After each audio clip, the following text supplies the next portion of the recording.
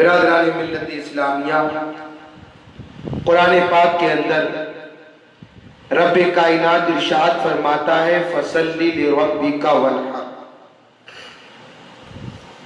अल्लाह तबारक व तआला अपने प्यारे महबूब अलैहिस्सलातु वस्सलाम को हुक्म दे रहा है, ए मेरे प्यारे महबूब अलैहिस्सलातु वस्सलाम, आप अपने रब के लिए नमाज पढ़िए और कुर्बानी कीजिए।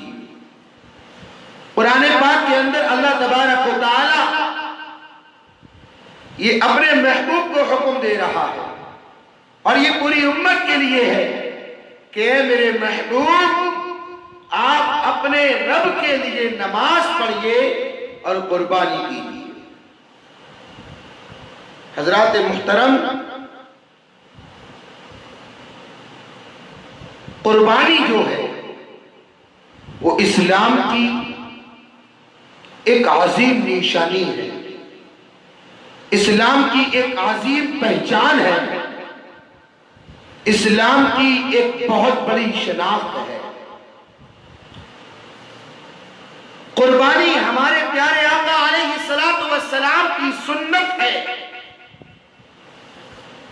कुर्बानी और दीगर अंबियाए किराम व रसूलाने इज़ाम की भी सुन्नत है। खास तौर पर यह कुर्बानी जो है वो अल्लाह तबारक व तआला के प्यारे खलील और प्यारे ज़बीह हजरत इब्राहीम खलीलुल्लाह और इस्माईल ज़बीहुल्लाह अलैहिमुस्सलातु व तस्लीम की सुन्नत है। कुर्बानी रब कायनात की बारगाह में इबादत करने का बेहतरीन जरिया है। मेरे आका अलैहिस्सलातु वस्सलाम को कुर्बानी का हुक्म दिया गया। मेरे आका अलैहिस्सलातु वस्सलाम ने मदीने शरीफ के अंदर 10 साल क़याम फरमाया। आप हमेशा कुर्बानी फरमाते रहे और जो कुर्बानी नहीं करता था, मेरे आका अलैहिस्सलातु वस्सलाम उससे सख्त नाराजगी का इजहार फरमाया करते थे। अल्लाह तबारक व तआला ने जिसको नवाजा है, जिसको अता किया है, जिस पर कुर्बानी वाजिब है, उसको चाहिए कि वो कुर्बानी करे। अगर वो शख्स कुर्बानी नहीं करेगा तो सख्त अजाब में मुस्तहिक होगा और अजाबे नार का भी मुस्तहिक होगा। अल्लाह तबारक व तआला जिनको अल्लाह ने नवाजा है, दिया है, अल्लाह हर एक को कुर्बानी करने की तौफीक अता फरमाए। ये कुर्बानी हज़रत इब्राहीम अलैहिस्सलाम की सुन्नत है। कुरान पाक के 23वें पारे में अल्लाह फरमाता है, फलम्मा बलग मअहु अस्साय क़ाल या बुनय्य इन्नी अरा फिल मनाम अन्नी अज़बहुका फन्ज़ुर माज़ा तरा क़ाल या अबति इफ़अल मा तुअमरु सतजिदुनी इंशाअल्लाहु मिनस साबिरीन।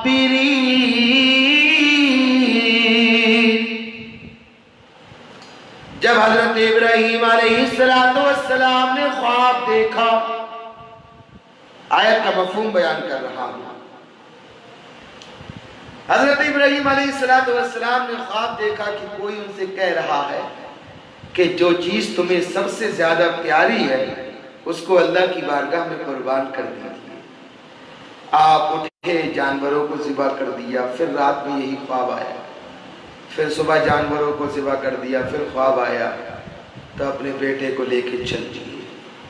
और जब वहां पहुंचे जहां पर ज़िबह करना था तो अपने बेटे से फरमाया, ऐ मेरे बेटे, मैंने ख्वाब में देखा कि मैं तुझे ज़िबा करता हूं।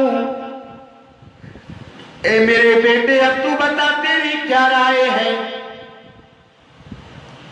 ऐ मेरे बेटे क्या राय है? अल्लाह अल्लाह, कोई और बेटा होता कोई और बेटा होता तो कह देता अब्बा जान आपको क्या हो गया है, अब्बा जान ये आप कैसी बातें कर रहे हैं, क्या ये ख्वाब की बिना पर कोई अपने बेटे को ज़िबा भी कर देता है।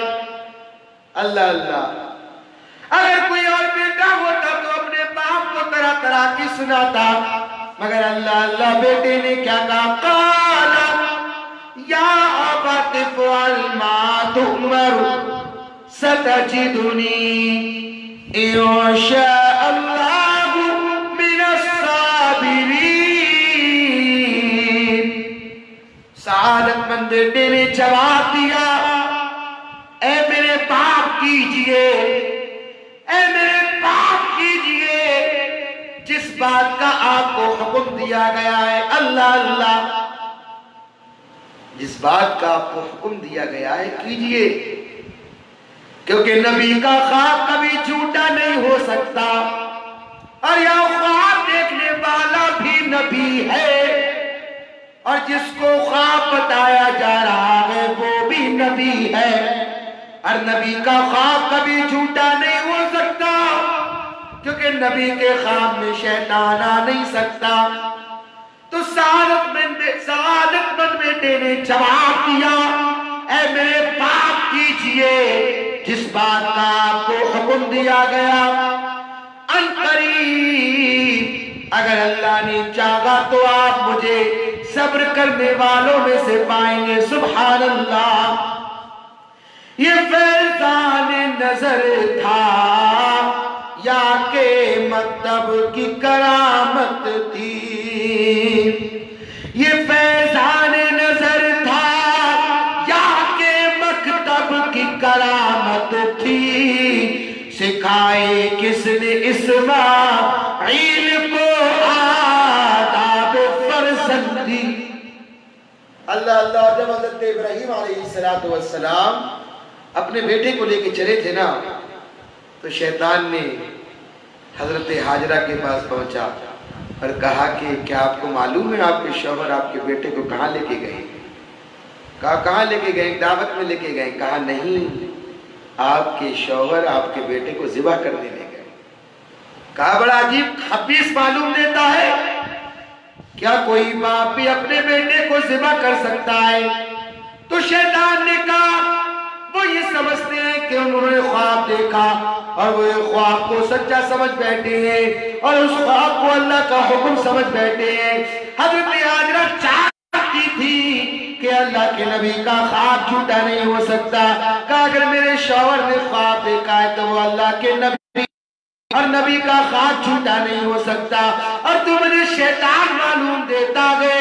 अगर अल्लाह तबारक व तआला का यही हुक्म है तो एक इस्माइल क्या, अगर अल्लाह मुझे ऐसे हजारों इस्माइल अता फरमा देता तो एक एक करके सबको अल्लाह की बारगाह में कुर्बान कर देती। फिर शैतान का दाव में जब यहाँ नहीं चला तो इस्माइल के पास पहुंच गया। हज़रत इस्माइल के पास पहुंचकर कहा जानते हो बेटा तुम्हारे वालिद मुहतरम जा रहे हैं। बेटे ने कहा कहाँ लेकर जा रहे हैं? दावत में लेके जा रहे हैं। कहा नहीं, दावत में लेके नहीं जा रहे, तुम्हारे वालिद मुहतरम तुम्हें ज़िबह करने ले जा रहे हैं। कहा कैसी अजीब बातें कर रहे हो? क्या एक बाप अपने बेटे को ज़िबह कर सकता है? फिर शैतान कहता है कि तुम्हारे बाप ने ख्वाब देखा है और वो ये समझते हैं कि अल्लाह की जानिब से ख्वाब की बिना पर वो तुमको ज़िबह करने ले जा रहे हैं। हज़रत इस्माइल ज़बीहुल्लाह भी जानते थे, छोटे थे, अल्लाह के नबी थे, उन्हें मालूम था कि नबी का ख्वाब कभी झूठा नहीं हो सकता। सुभान अल्लाह। और उन्होंने फरमाया तू मुझे शैतान मालूम देता है, अल्लाह के नबी का ख्वाब झूठा नहीं हो सकता। अगर अल्लाह ने मेरी जान मांगी है तो मैं ये सोचता हूँ कि काश अल्लाह ने मुझे हजारों जानें दी होती और अल्लाह हुक्म फरमाता और मैं एक एक करके अल्लाह की बारगाह में अपने आप को कुर्बान करता चला जाता। अरे जान दी हुई उसी की थी, हक तो ये है कि हक अदा ना हुआ। जान दीदी हुई उसी की थी, हक तो ये है कि हक अदा न हुआ।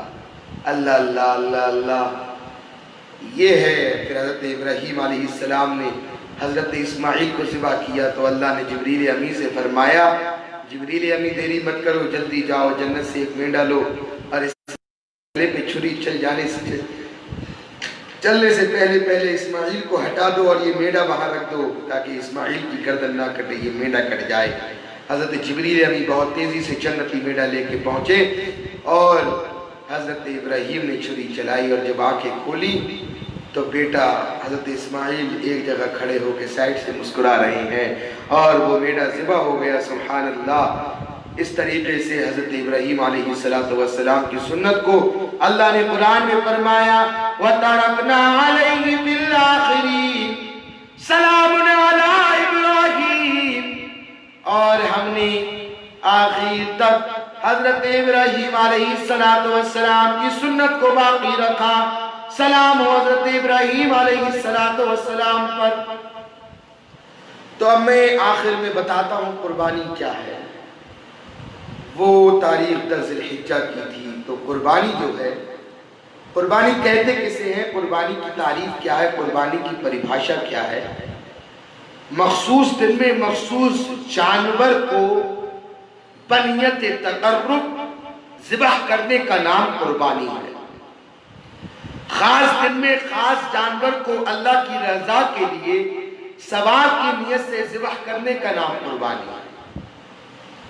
बिरादरान मिल्लत इस्लामिया, कुर्बानी वाजिब किसके ऊपर है? कुर्बानी किस शख्स पर वाजिब है? कुर्बानी के लिए क्या क्या चीज़ें पाई जाना ज़रूरी है? तो देखिए, कुर्बानी वाजिब होने के शराइत ये हैं: मुसलमान होना, मुकीम होना, बालिग होना, मालिक निसाब होना। मुसलमान होना यानी कि गैर मुस्लिम पर कुर्बानी वाजिब नहीं। मुकीम होना यानी मुसाफिर पर कुर्बानी वाजिब नहीं। बालिग होना यानी नाबालिग पर कुर्बानी वाजिब नहीं। मालिक निसाब होना यानी जिस बंदे के पास कुर्बानी के दिनों में ज़रूरी इखराजात के अलावा 52.5 तोले चांदी की कीमत या 52.5 तोला चांदी हो या उसकी कीमत हो, तो ऐसे शख्स पर कुर्बानी वाजिब होती है। जिन पर कुर्बानी वाजिब नहीं, क्या वो भी कुर्बानी कर सकते हैं? तो देखिए, मुसाफिर है जिस पर कुर्बानी वाजिब नहीं, गरीब है जिस पर कुर्बानी वाजिब नहीं, नाबालिग है जिस पर कुर्बानी वाजिब नहीं। अगर वो कुर्बानी कर ले तो कुर्बानी हो जाएगी, अगर नहीं करेंगे तो गुनाह नहीं होगा। क्या औरतों पर भी कुर्बानी वाजिब होती है? कुर्बानी वाजिब होने के लिए मर्द होना ज़रूरी नहीं है। अगर ऊपर जो अभी हमने शराइत बयान किए, अगर वो शराइत किसी औरत में भी पाए जाए तो औरत पर भी कुर्बानी वाजिब होगी। मालिक निसाब कौन है? मालिक निसाब वो शख्स है जिसके पास रिहायशी मकान, यानी जिस मकान में रहता है, घर के साजो सामान, जो कारोबार करता है, जो पेशा करता है, उसके औजार, और इसके अलावा कर्ज वगैरह ना हो, कर्ज से फरागत हो, तो ऐसे शख्स, और फिर वो शख्स 52.5 तोला चांदी या 7.5 तोला सोना या 52.5 तोला चांदी के 52.5 तोला चांदी हो या उतनी कीमत हो, तो फिर उस शख्स के ऊपर कुर्बानी वाजिब हो जाती है। वो शख्स साहिब निसाब कहलाता है और उस शख्स पर कुर्बानी वाजिब हो जाती है। अब देखिए, जानवरों के बारे में मैं बता देता हूँ।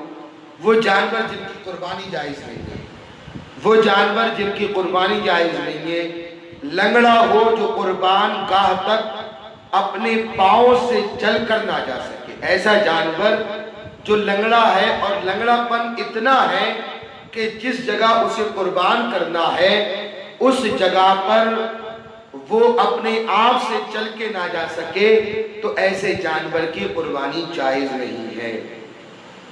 और सींग जड़ तक टूट गया हो, जो सींग है वो ऐसा सींग की जड़ से बिल्कुल खत्म है, जड़ से टूट गया है, तो ऐसे जानवर की भी कुर्बानी जायज नहीं है। और खुंसा जानवर यानी जिसमें नर और मादा, लेडीज और जेंट्स, मुअन्नस और मुज़क्कर दोनों की अलामतें पाई जाए, उसको खुंसा जानवर कहते हैं। तो ऐसे जानवर की भी कुर्बानी जायज नहीं। अंधा हो, काना हो, यानी जिसका कानापन जाहिर होता हो, यानी वो जानवर जो अंधा हो, काना हो, जिसका कानापन जाहिर होता हो, खारिश या किसी और वजह से इतना लागर यानी कमजोर हो कि उसकी हड्डियों में मग़ज़ ना हो, यानी गूदा ना हो बिल्कुल, तो ऐसे जानवर की भी कुर्बानी जायज नहीं। लंगड़ा हो जो कुर्बान गाह तक अपने पांव से चलकर ना जा सके, कान तुम 1/3 से ज्यादा कटे, एक कान हो, तो ऐसे जानवरों की कुर्बानी जायज नहीं। हुजूर सल्लल्लाहु अलैहि वसल्लम एक आदमी के करीब से गुजरे, कुर्बानी के अय्याम में एक आदमी के करीब से गुजरे, वो बकरी की गर्दन पर पांव रखकर छुरी तेज कर रहा था और बकरी उसकी तरफ देख रही थी। आका गुजर रहे हैं, बकरी खड़ी हुई है, वो उस बकरी के सामने छुरी तेज कर रहा है और बकरी उसकी तरफ देख रही है। तो मेरे आका अलैहिस्सलातु वस्सलाम ने इरशाद फरमाया, क्या तुम पहले ऐसा नहीं कर सकते थे? यानी क्या तुम पहले ये छुरी तेज नहीं कर सकते थे? ये इस जानवर से दुपक के छुरी तेज नहीं कर सकते थे? क्या तुम इसे कई मौतें मारना चाहते हो? आका फरमा रहे, वाह क्या मेरे आका अलैहिस्सलातु वस्सलाम की सोच है। आका फरमा रहे, क्या तुम पहले से ऐसा नहीं कर सकते थे? क्या तुम इसे कई मौतें मारना चाहते हो? इसे लिटाने से पहले अपनी छुरी तेज क्यों नहीं कर दी? जो जानवर अंधा हो, एक कान वाला हो, ऐसे पैदाइशी कान ना हो, कान 1/3 से ज्यादा कटे हो, दुम 1/3 से ज्यादा कटी हो, तो ऐसे जानवरों की कुर्बानी जायज नहीं। मेरे आका अलैहिस्सलातु वस्सलाम इरशाद फरमाते हैं, बेहतरीन कुर्बानी सींगों वाले मेंढे की है। अल्लाह आका फरमा रहे, बेहतरीन कुर्बानी सींगों वाले मेंढे की है। और मेरे आका फरमाते, सफेद रंग का दुम्बा मिटियाले और सियाह दुम्बे से अफजल है। यानी सफेद रंग का जो दुम्बा है वो मटीले कलर और काले रंग से अफजल है। और देखिए, अगर कुर्बानी के जानवर में कई लोगों ने शिरकत करी तो गोश्त वजन करके तकसीम किया जाए, अंदाजे से तकसीम करना चाहिए नहीं। कुर्बानी के जानवर में कई लोगों ने शिरकत की, मान लीजिए 4 लोगों ने, 5 लोगों ने, 6 लोगों ने, या पूरे 7 लोगों ने, या 2 लोगों ने, 3 लोगों ने, जितने भी लोगों ने शिरकत की, तो गोश्त वजन करके तकसीम किया जाए, अंदाजे से तकसीम करना जायज नहीं। कुर्बानी का गोश्त फरोख्त करना या उजरत में देना जायज नहीं। और कुर्बानी के जानवर की उम्र कुर्बानी के जानवर की उम्र कितनी हो?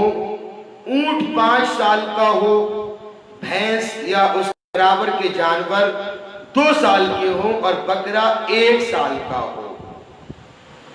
और इस बकरे में बकरी, दुम्बा, दुम्बी और भेड़ वगैरह ये सब शामिल है। अगर इससे कम उम्र होगी तो कुर्बानी जायज नहीं, ज्यादा हो।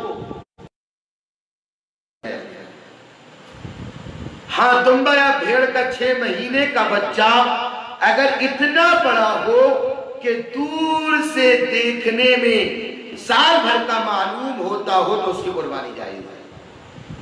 दुम्बा या भेड़ का, ये गौर कर लेना इस मसले पे, दुम्बा या भेड़ का 6 महीने का बच्चा, दुम्बा या भेड़ का 6 महीने का बच्चा दूर से देखने में इतना बड़ा मालूम देता है कि साल भर का है तो फिर उसकी कुर्बानी जायज़ है।